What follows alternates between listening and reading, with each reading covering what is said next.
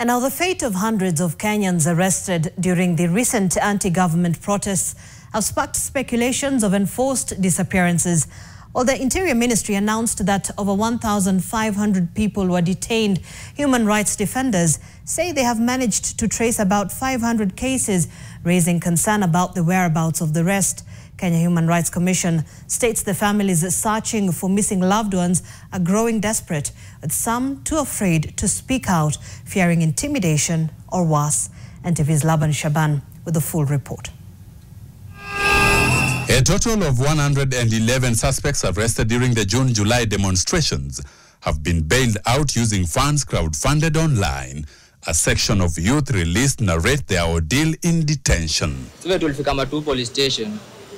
Wakaanza ile tu kutushtua mara si nyinyi ni wezi. Nyinyi ma terrorist, kwanza hata mtaenda kuwazia huko jela. Askari mwenye alikuwa duty alininyima ndawa kukunywa ndawa. Akaniambia hata ni heri ungekufa ukiwa unapelekwa hospitali. Tunaanza kutishiwa na polisi ati nadhania nyinyi ni nani mnaanza kutisha Kenya.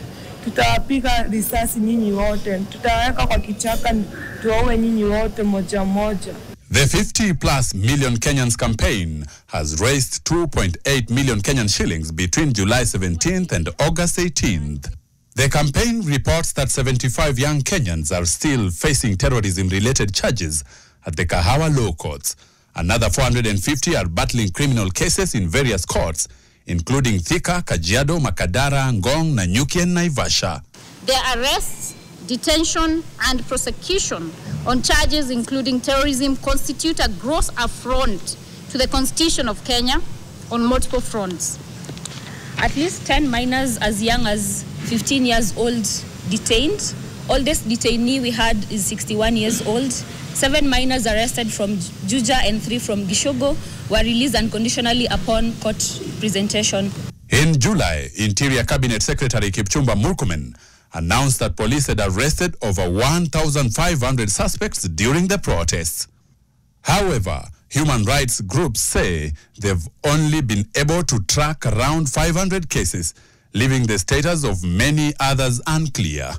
Hata sisi tuna maswali kwa Waziri Murkomen, wako wapi hawa wengine 1,000? We do not have the numbers of the unaccounted because parents or family members are not ready to speak, and therefore you could only do them a favor by releasing their children to them.